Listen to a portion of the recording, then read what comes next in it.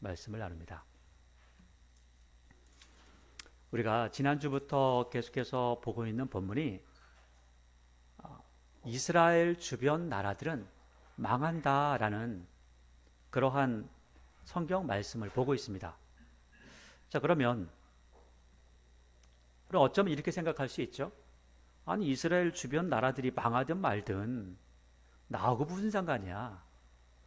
아니, 그 나라가 망했든 망하지 않았든 나하고 상관없는 이러한 이야기들을 우리가 왜 살펴보아야 하는가라고 하는 그런 궁금증을 가질 수가 있습니다. 그런데 성경 창세기에서 요한계시록까지의 모든 내용들이 사실 따지고 보면 구약 성경은 이스라엘 백성들에 대한 이야기고요, 신약 성경은 교회에 해당되는 그런 부분들을 말씀하고 있는데, 또 따지고 보니까 조금 더 들어가 보니까 그럼 구약 성경은 그럼 나하고 무슨 상관이냐 라고 볼 수가 있지만, 구약 성경에서 나타나신 그 하나님이 신약 성경에 우리를 구원하신 그 하나님의 모습을 똑같이 이야기하기 때문에 우리가 구약에 나타난 하나님의 모습을 믿고 나아간다면, 우리가 신약의 하나님을 믿는다면 구약의 하나님께서 하신 그 이야기도 똑같이 효력이 있다는 것을 아는 겁니다.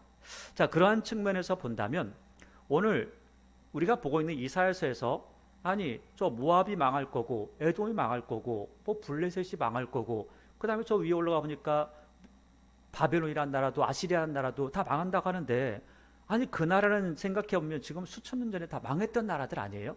우리가 역사적으로 본다면. 근데 지금 이사야가 이야기할 때는 아직 망하지 않았던 그러한 시점이거든요.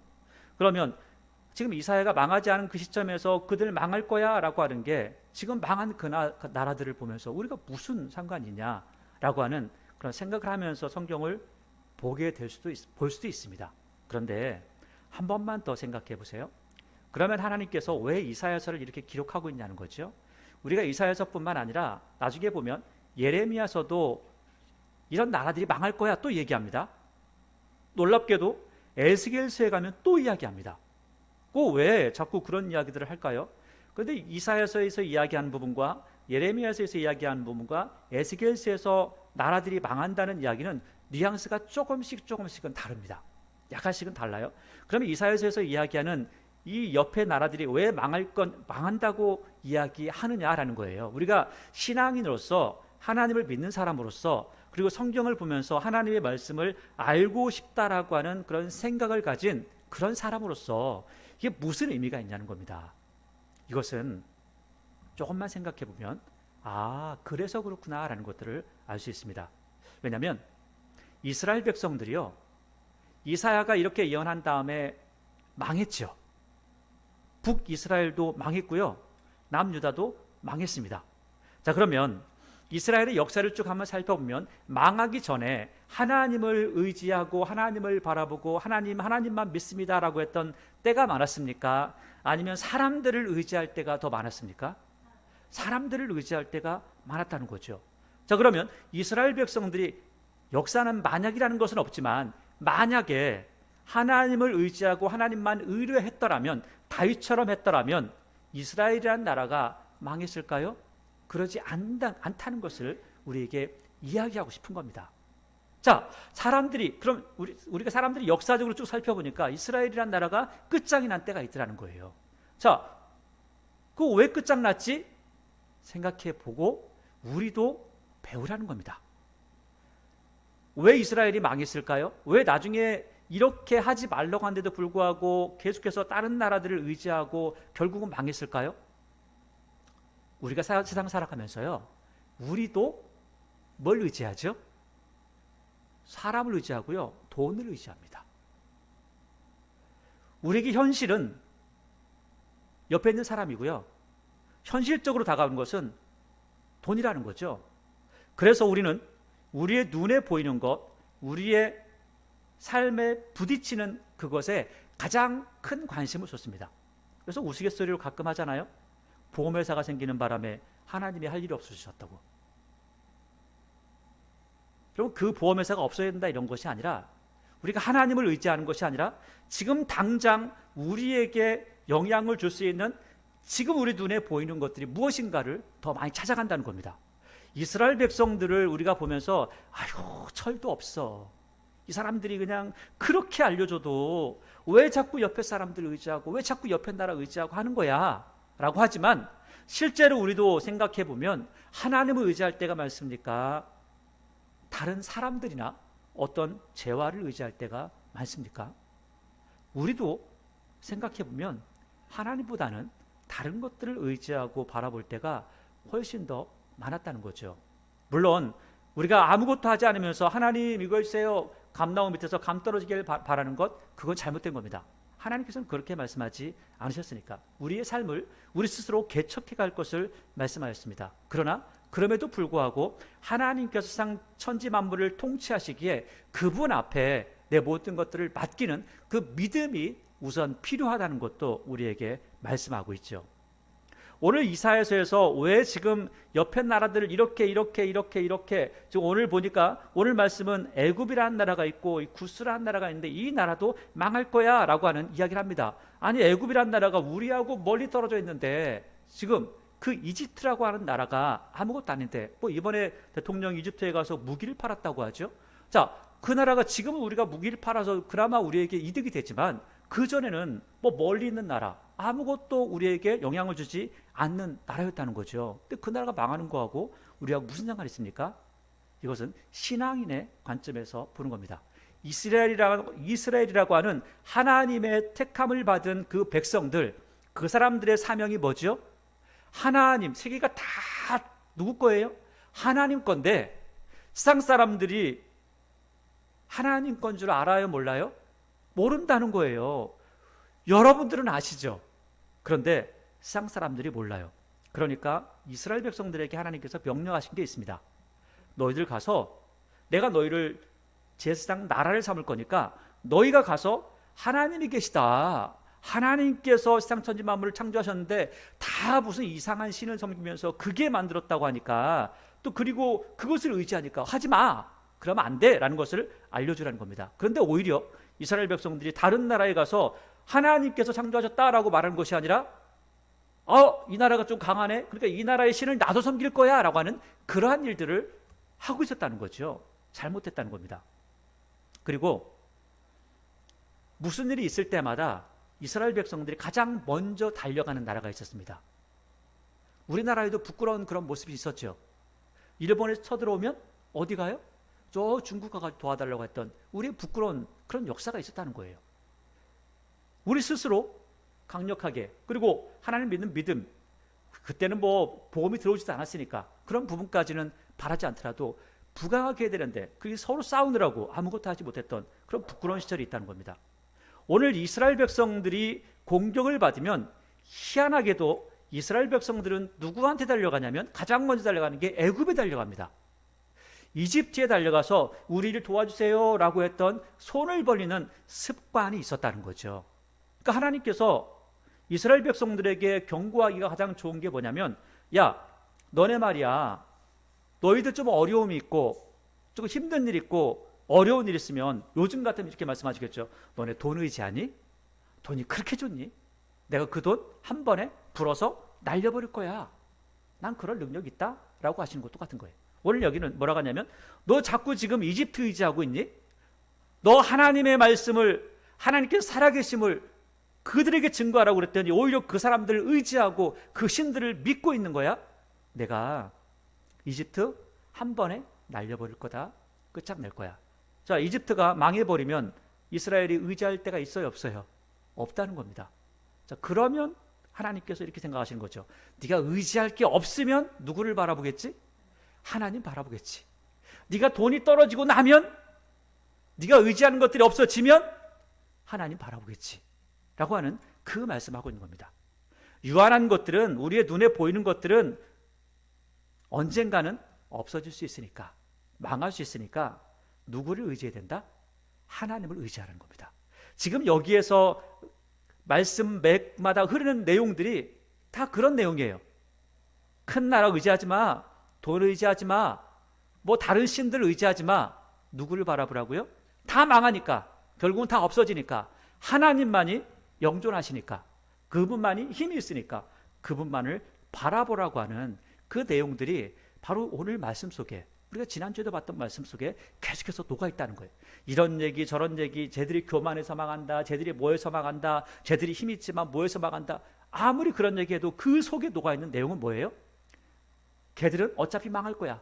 교만해서 망하든 뭐해서 망하든 어쨌든 망할 거야. 그런데 누구는 영존하시다고요?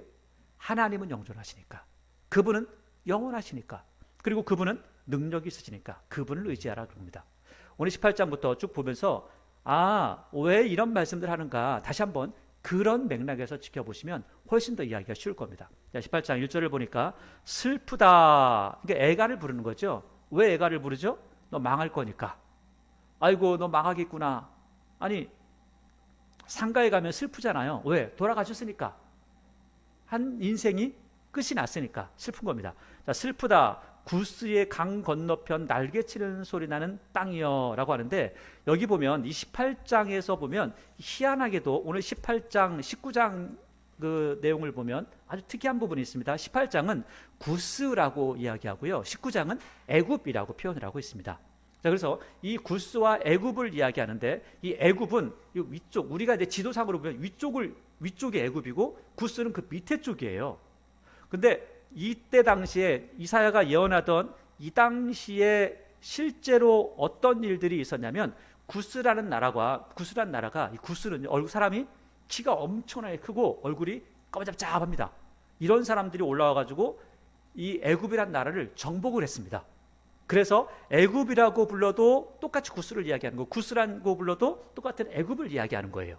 왜? 한 나라가 됐으니까. 그런 거예요. 구스가 나와서 정복했기 때문에 그렇습니다. 이 구스의 카스타키라고 하는 이 왕이 이 나라를 완전히 정복해 버렸어요. BC 한 750년경에 그랬다고 하죠.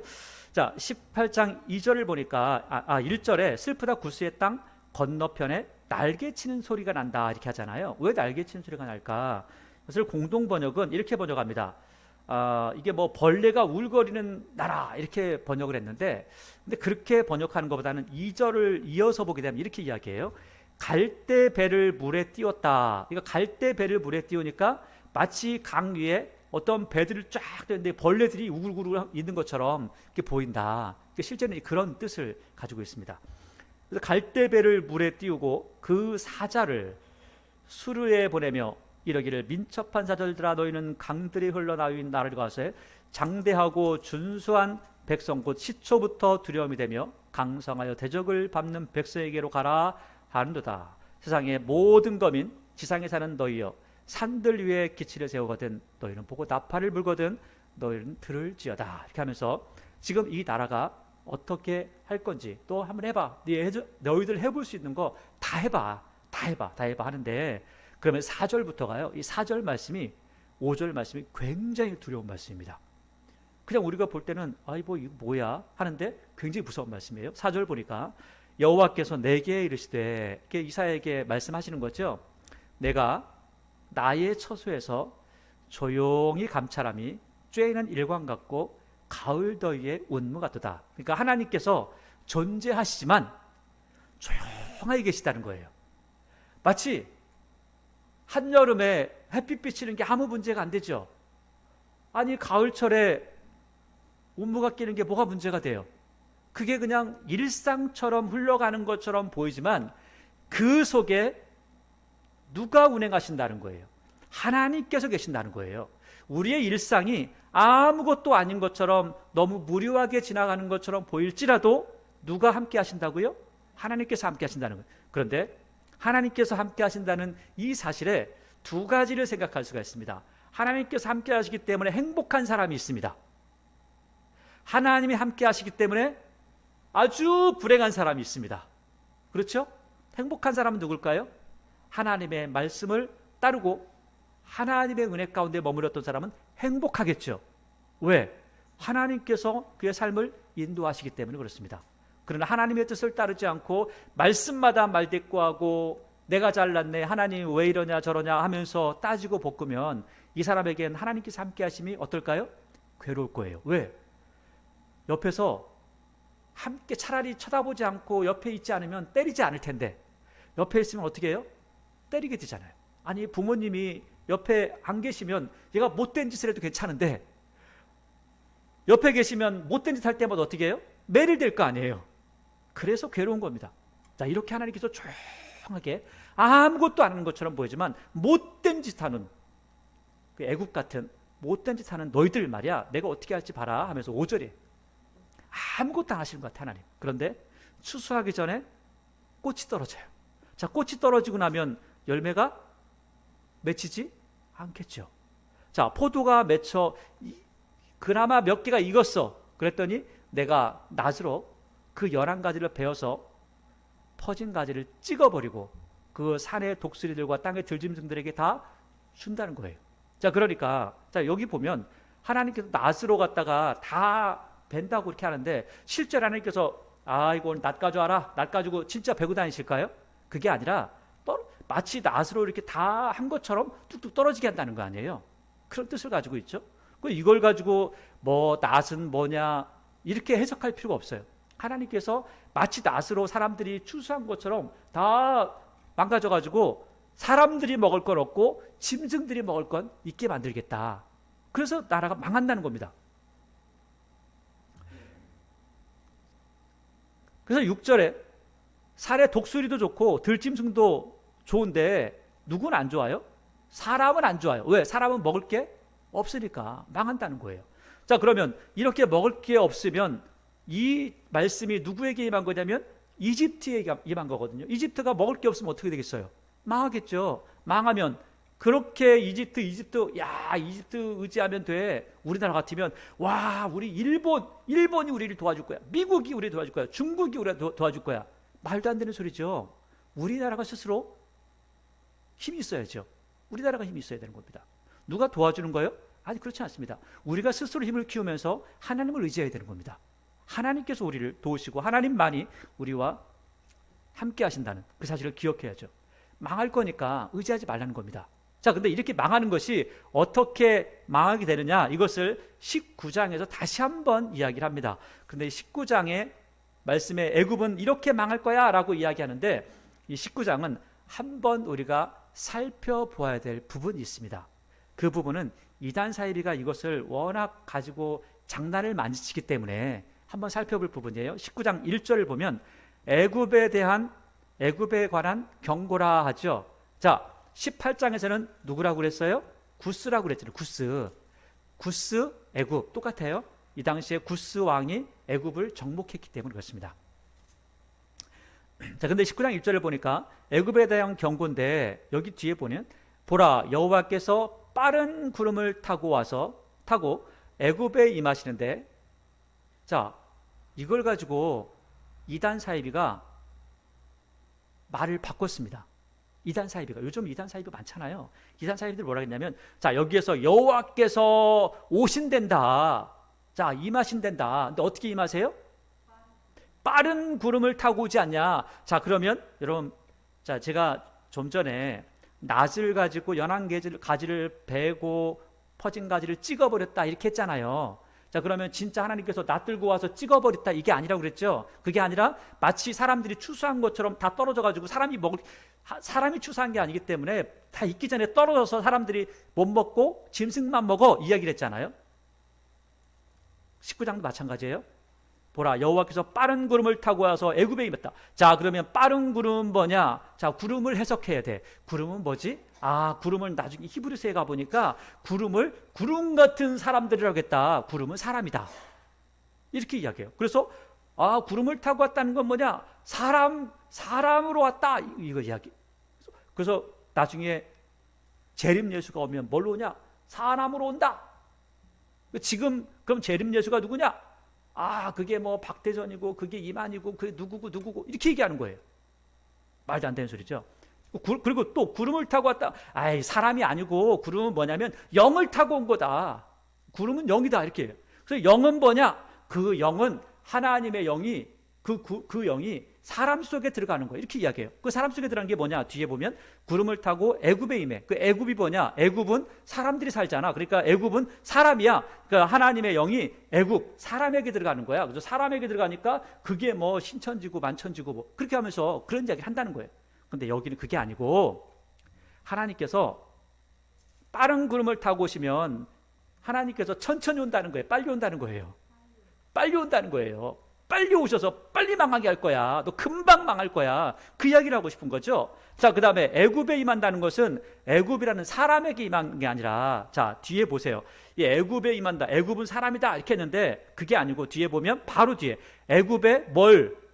우상들이 그 앞에서 떨겠고, 그러면 이제 애굽에 임하는데 그 애굽에 뭐가 떨어요? 우상들이 떨어. 그럼 그 우상들은 또 뭐냐? 말도 안 되는 소리잖아요. 말이 안 되는 소리를 하는 겁니다. 그래서 이 말씀은 뭐냐면 하나님께서 이스라엘 백성들이 자꾸 애굽 의지하니까 하나님께서 이렇게 경고하시는 거예요. 내가 애굽을 빨리 멸망하게 할 거야. 지금 우리식으로 이야기하면 너 자꾸 미국 의지하니? 미국 빨리 망하게 할 거야. 너 자꾸 일본 의지하니? 일본 빨리 망하게 할 거야. 너 중국 의지하니? 중국 빨리 망하게 할 거야. 이거 똑같다는 얘기예요. 그래서 애굽의 우상들이 그 앞에서 떨겠고 애굽인의 마음이 그 속에서 녹을 거야.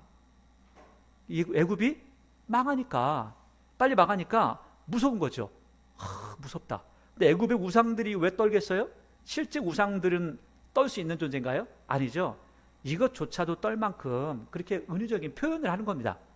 그게 표현법. 근데 이걸 가지고 이산 사람들이 하도 이상하게 얘기하니까 간단하게 말씀드렸고, 여기서 하나님께서 말씀하시는 것은 빠른 구름을 타고 애굽에 임한다는 것은 애굽이란 사람에게 임하는 것이 아니라 애굽이란 나라를 빨리 망하게 할 거야. 너희들 의지하지 못할 만큼, 그렇게 이야기한다는 거예요.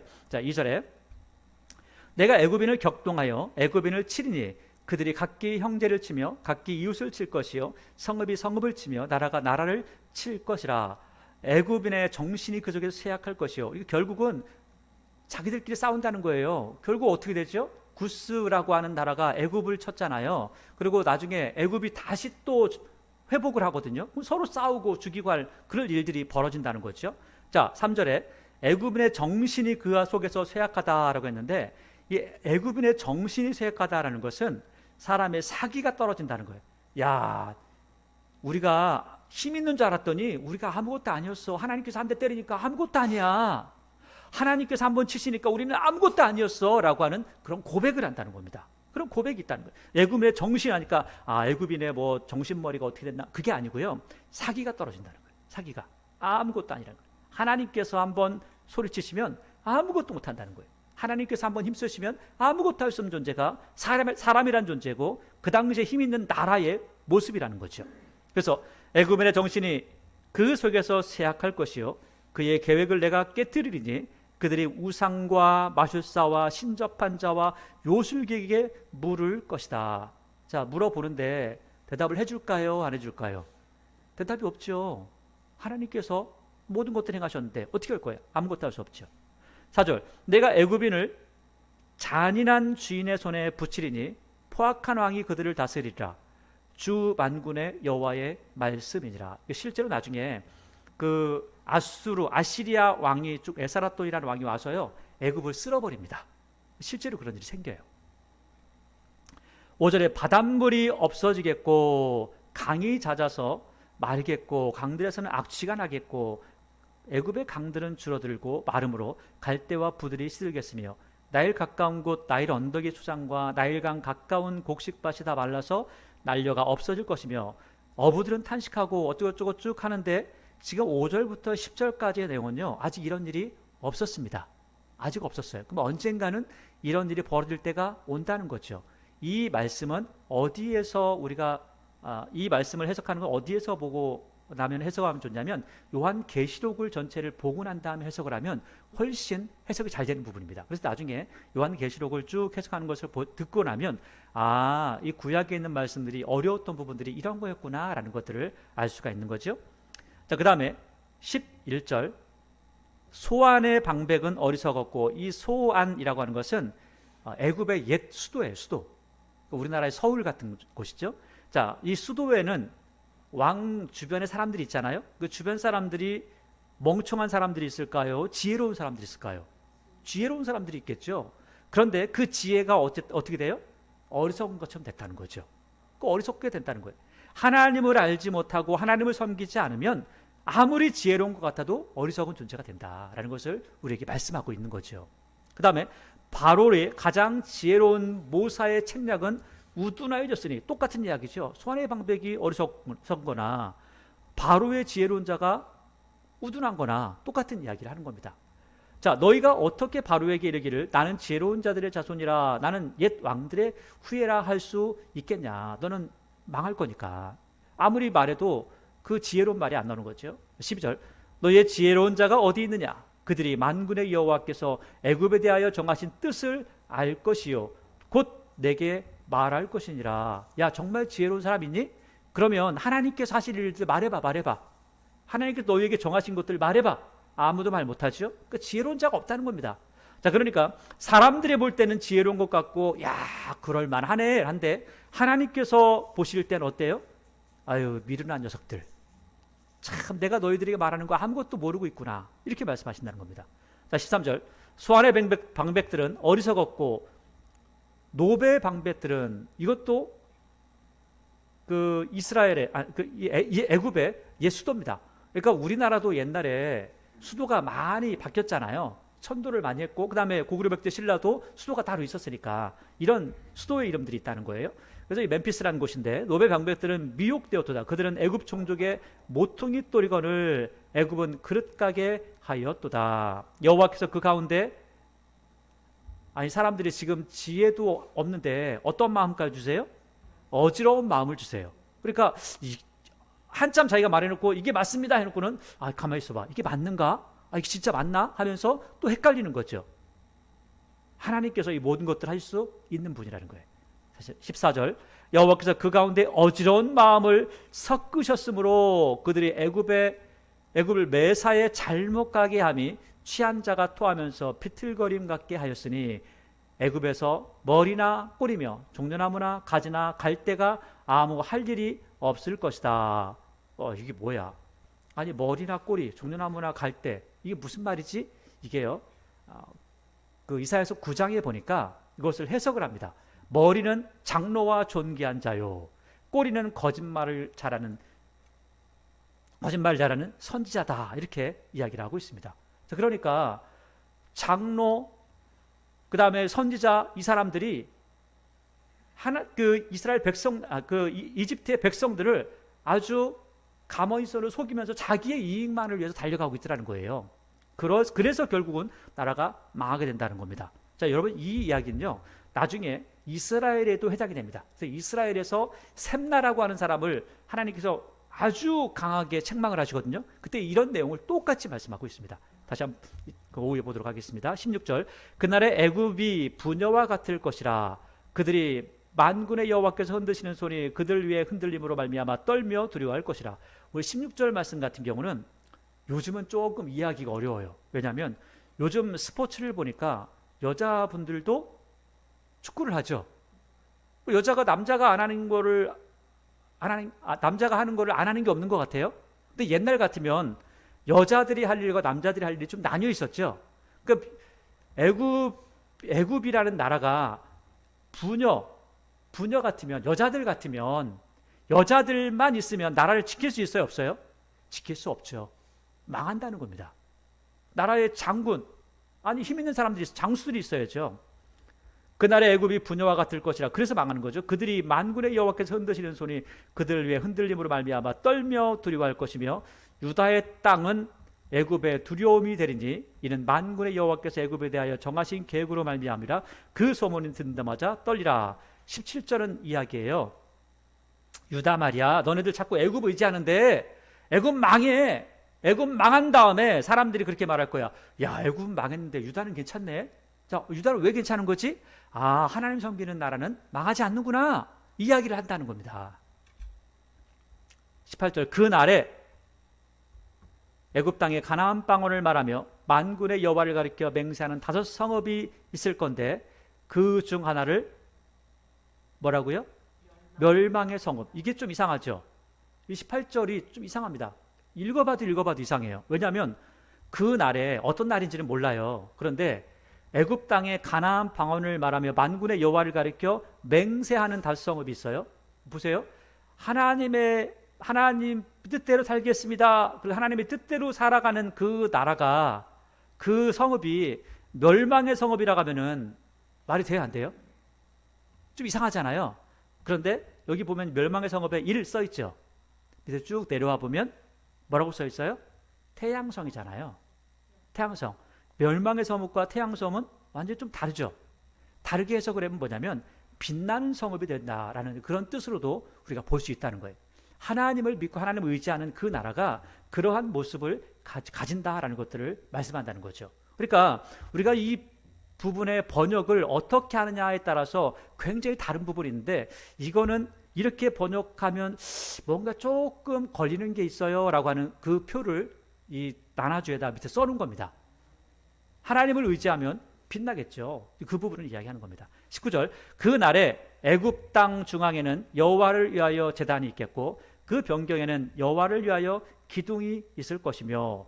아니 보세요, 멸망의 성읍에 여호와를 위한 제단이 있으면 말이 안 되잖아요, 그죠?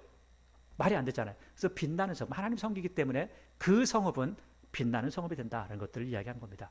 20절, 이것이 애굽 땅에서 만군의 여호와를 위하여 징조와 증거가 되리니 이는 그들이 그 압박하는 자들로 말미암아 여호와께 부르짖겠고 여호와께서 그들에게 한 구원자이자 보호자를 보내사 그들을 건져내신다. 하나님께서 그 성을 건져주신다라는 거죠. 21절, 여호와께서 자기를 애굽에 알게 하시니 그날에 애굽이 여호와를 알고 제물과 예물을 그에게 드리고 경배할 것이요. 그날이 언제인지는 몰라요. 아직은 그렇지 않으니까. 아직은 그 애굽이란 나라가 어떤 신을 섬겨요? 하나님을 섬길까요? 알라라고 하는 신을 섬기잖아요. 알라. 뭐 이 사람들 알라라고 하는 게 하나님이라는 뜻을 가지고 있습니다. 그런데 이 알라가 하나님이냐? 그렇지는 않습니다. 그 알라하고 하나님은 다릅니다. 성경에서 말씀하고 있는 알라가 하나님과 그들이 이야기하는 알라는 다른 존재입니다. 꼭 그걸 아셔야 됩니다. 22절, 여호와께서 애굽을 치실지라도 치시고는 고치실 것이므로. 왜? 하나님께 돌아온 사람이 있으니까. 여호와께로 돌아올 것이라. 여호와께서는 그들의 간구함을 들으시고 그들을 고쳐주시리라. 자 보세요. 여러분, 우리가 한 가정이 평안을 누릴 수 있는 방법 중에 하나가 있습니다. 이게 뭐냐면 한 사람이 참으면 가정은 평안해집니다. 그렇죠?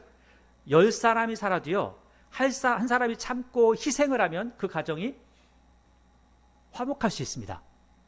자, 그러면 이 한 사람이 없어지면 어떻게 될까요? 그 가정은 깨질 겁니다. 왜? 희생하는 사람이 없어졌으니까. 우리가 하나님을 믿을 때 그런 마음을 가지고 있어요. 하나님을 믿을 때요, 한 가정에 제대로 하나님을 믿는 사람 한 사람이 있으면 그 가정은 하나님께서 그 가정을, 내가 저 가정을 완전히 망하게 할 거야, 못하세요. 왜? 그 한 사람이 있으니까. 왜? 예수님께서 그런 말씀 하시잖아요. 야, 저 밭에 말이야 가라지가 많다. 제자들이 그러죠. 가라지를 뽑아버릴까요? 아니야. 그걸 뽑다가 뭐까지 뽑혀요? 옆에 벼 이삭까지 다 뽑힐 수 있어. 한 가정에 믿는 사람 한 사람을 통해서 그 가정이 화목하고 번성할 수 있습니다. 그러나 그 한 사람을 통해서 모든 가족이 천국에 가는 것은 아닙니다. 그 한 사람이 사라지면 그 가정은 어떻게 되죠? 무너지게 되는 거죠. 똑같아요. 하나님을 믿는 믿음은 각 개인의 믿음입니다. 그러나 그 개인의 믿음을 가진 그 한 사람의 믿음이 한 가정을 살릴 수는 있습니다. 그럼에도 불구하고 모든 사람이 천국 가는 것은 아닙니다. 어떻게 해야 천국 가죠? 내가 믿어야 가는 겁니다. 내가 하나님을 믿어야 간다는 거죠. 오늘 그 말씀하고 있는 거예요. 애굽 사람들, 너희들 중에 다 망할 수 있지만 하나님 믿는 사람들은 내가 고칠 거야. 내가 너를 붙잡아 줄 거야. 끝까지 인도할 거야 라고 말씀하고 있는 거죠. 23절입니다. 그날에 애굽에서 아수르를 통하는 대로가 있어 아수르 사람은 애굽으로 가겠고 애굽 사람은 아수르로 갈 것이며 애굽 사람이 아수르 사람과 함께 경배할 때가 옳다는 거예요. 또 그런 때가 온다는 겁니다. 그날에 이스라엘의 애굽 및 아수르와 더불어 셋이 세계 중에 복이 될 건데 이는 만군의 여호와께서 복주시되 이르시되 내 기업 애굽이여 내 손으로 지은 아수르여 나의 기업 이스라엘이여 복이 있을지어다 하실 것이다. 하나님께서 이렇게 하실 때가 있다는. 그런데 이때가 언제인지 몰라요. 아직 뭐 이스라엘하고 아시리아하고 이집트하고 하나가 돼가지고 이렇게 된 적이 없잖아요, 지금까지. 언젠간 이렇게 될 건데, 이때는 나중에 이 천년왕국에 대한 부분을 배우면은 그때 그렇게 되는구나 라는 것들을 볼 수가 있습니다. 그 다음에 20장이죠. 아수르의 사르곤 왕이 다르단을 아스돗으로 보내며 그가 와서 아스돗을 쳐서 취하던 해입니다. 자, 사르곤 2세가, 이 사람은 누구냐면 히스기야한테 와가지고 야, 이 녀석들아, 너희들 오줌을 먹을 것들아, 너희 똥을 먹을 것들아 하면서 욕했던 사람이 있습니다. 근데 그 사람의 그 상관이 누구냐면 사렙이라는 사람이에요. 그러니까 이 사르곤의 아들이 히스기야 때 유다를 정복하려고 와서 공격했던 사람입니다. 그러다 결국 그 유다 공격했다 망했죠. 자, 그런데 그 아버지, 사네립의 그 아버지가 사르곤 2세인데 이 사르곤 왕이라고 하는 이 사람입니다. 자, 20장. 아수리의 사르곤 왕이 다르단을 아스돗으로 보내며 그가 와서 아스돗을 쳐서 취하던 해, 이때에, 아마 이때가 712년, BC 한 712년, 13년 정도 되는 것 같아요. 자, 이때에 12절에 그때 여호와께서 아모스의 아들 이사야, 여러분 아모스 하니까 여기 선지자 뒤에 아모스의 아들 아니에요? 아모즈라고 하는 이름입니다. 아모즈의 아들 이사야입니다. 자, 말씀하여 이르시되 갈지어다 내 허리에서 배를 끄르고 내 발에서 신을 벗을지니라 하시매 그가 그대로 하여 어떻게 해요? 벗은 몸과 벗은 발로, 벗은 몸과 벗은 발로 다니는 거예요. 그러니까 뻘거벗고 다니면서 뭐예요? 예언하고 있어요. 굉장히 창피한 일이죠. 이 사람이 왕궁 선지자거든요. 나름 그래도 체면도 있고 그런 사람인데 벌거벗은 몸으로 예언을 한다는 거. 어떤 예언을 하냐면 이 3절입니다. 여호와께서 이르시되 나의 종 이사야가 3년 동안, 몇 년 동안? 3년 동안 벗은 몸과 벗은 발로 다니며 누구에 대해서? 애굽과 구스에 대하여 징표와 예표가 되었다. 자, 여러분 보세요. 벗은 몸, 벗은 발로 다니며 신발을 신지 않아요? 자, 그리고 옷을 입고 있지 않아요? 자, 그러면 옷을 입지 않고 신발을 신지 않은 그러한 사람이 있죠. 누구죠? 종입니다. 종. 종들에게 옷을 입히지 않아요. 신발 시키지 않아요. 이 당시에 그런 이야기를 지금 애굽에 준다는 것은 애굽과 구스가 어떻게 될 거다? 망할 거다. 그리고 뭘로 끌려가요? 포로로 끌려가게 될 거야. 망할 거야. 자, 다시 한번 말씀드려요. 애굽이 망하는 거하고 지금 우리하고 상관이 있어요, 없어요? 아무 상관없어요. 그런데 왜 성경을 우리가 봐야 되죠? 지금 이스라엘 백성들이 누구를 의지한다고요? 애굽을 의지한다는 거예요. 우리 신앙인들이 뭘 의지하죠? 돈을 의지하고 사람을 의지한다는 거죠. 자, 그러면 이스라엘 백성들이 사람을 의지하고 그곳에 있는 권력을 의지했던 것처럼 우리도 사람들을 의지하고 사람 바라보고 사람의 그 힘을 자꾸만 도움을 받으려고 하는 그 모습들, 자꾸 그런 모습을 가지면 하나님께서 어떻게 하신다고요? 내가 의지하는 것들 다 쳐서 없앨 거야. 그러니까 제발 누구를 바라봐라? 하나님 좀 바라봐. 하나님 좀 바라봐. 그러면 네가 하나님을 똑바로 섬기면 주변 나라도 힘들지 않아. 주변 나라가 힘든 이유는 누구 때문에 힘드냐? 나 때문에 힘들다는 거예요. 내 주변 사람들이 힘든 이유는 누구 때문에 힘드냐? 나 때문에 힘들다는 거예요. 왜? 내가 하나님을 믿는 사람으로서 제대로 된 신앙을 가지지 않으면 결국 주변 사람들까지도 나의 잘못된 신앙 때문에 괴로울 수 있다는 것을 말씀하고 있는 겁니다. 자, 4절. 이와 같이 애굽의 포로와 구스에 사로잡힌 자가 아수라에게 끌려갈 때에 젊은 자나 늙은 자가 다 어떻게 해요? 벗은 몸과 벗은 발로 볼기까지 드러나서, 그러니까 이렇게 끌려갈 때 포로가 되면 다 옷을 벗고 끌려간다는 거예요. 신발도 못 신고. 애굽의 수치를 보이려니 그들이 바라던 구스, 그들이 누구예요? 그들. 지금까지 이야기했잖아요. 그들이 이스라엘 백성들이 바라던 구스, 이스라엘 백성들이 자랑하면서 애굽이 우리 도와줄 거야. 돈이 우리를 도와줄 거야. 옆집 사람이 우리를 도와줄 거야. 옆집 나라가 우리나라 도와줄 거야. 미국이 우리를 도와줄 거야. 그렇게 자랑하던 그 이스라엘 백성, 그 대한민국이 수치를 당할 거야. 절대로 그런 거 의지하지 마라고 하는 겁니다. 그래서 다시 한번 5절. 그들이 이스라엘 백성들이 바라던 구스, 그 이스라엘 백성들이 자랑하던 애굽으로 말미암아 그들 이스라엘 백성들 유다 땅이 깜짝 놀라면서 아이고 애굽이 망했어? 아우 애굽이 이제 망한 거야? 그럼 이제 애굽 의지해봐야 소용없는 거야? 야 저런 사람을 저런 나라를 우리가 부러워하면서 저 나라가 우리를 도와줄 거라고 생각했단 말이야? 내가 창피해 죽겠어 라고 한다는 거죠. 6절 그날에 이 해변 주민이 말하기를 우리가 믿던 나라 곧 우리가 아수르 왕에게서 벗어나기를 바라고 달려가서 도움을 구하던 나라 이집트라는 나라가 이렇게 망했냐? 이렇게 되었은즉 우리가 어찌 능히 피하리요. 자, 우리가 아무리 의지해도 사람은 나를 도울 수 있다 없다? 없다는 거예요. 아무리 돈이 많아도요. 제가 요즘 보니까 어떤 분의 이야기를 들으니까 어떤 분이 1조의 재산이 있답니다. 1조의 재산. 1조의 재산 얼마나 부러워요? 그런데 그분이 당뇨에 걸렸답니다. 당뇨에 걸려서 발목까지 잘랐대요. 그럼 보세요. 재산이 많은 게 나의 자랑이었죠. 근데 발목이 잘리는 순간 재산이 많은 게 나의 자랑이 될 수 있나요? 아니에요. 내 건강한 게 더 큰 자랑인 거죠. 오히려 내가 이 재산이 좀 없더라도 내 발이 건강하면 좋아 라고 하는 그 마음을 그분은 가지게 될 겁니다. 여러분, 우리가 하나님을 의지하고 하나님을 바라보는 것이 얼마나 좋은 건지 얼마나 선한 것인지 우리에게 말씀하고 있다는 거예요. 하나님을 의지할 때, 하나님을 바라볼 때 하나님께서 우리에게 힘이 되시고 능력이 되시고 우리의 구원이 되신다라고 말씀하고 있습니다. 돈이요? 좋죠. 많으면 좋죠. 그러나 우리의 신앙이 그것 때문에 사라진다면, 아니 조금 전에 말씀드렸던 것처럼 그 돈 때문에 내 모든 사지가 잘려나간다면 돈이 무슨 소용이겠습니까? 아무것도 아니죠. 우리의 구원이 그걸 통해서 사라진다면 그게 나에게 무슨 도움이 되겠습니까? 아무것도 아닌 거죠.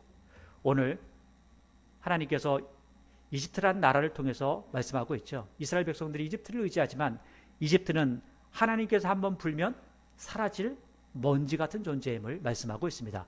오직 하나님만이 구원의 주가 되심을 우리에게 말씀하고 있다는 거죠. 우리 모두가 하나님을 믿는 믿음 안에서 하나님께서 주신 그 은혜를 누리기를 원합니다. 우리의 손에 쥐어지는 것, 때로는 우리가 만질 수 있는 그것들을 의지하는 것이 아니라 우리의 눈에 보이지 않지만 우리의 모든 것들을 주장하시고 붙잡아 주신 하나님을 의지하기에 여러분과 저의 삶이 하나님께 주신 은혜와 기쁨을 누리는 귀한 은혜의 삶이 되기를 바랍니다.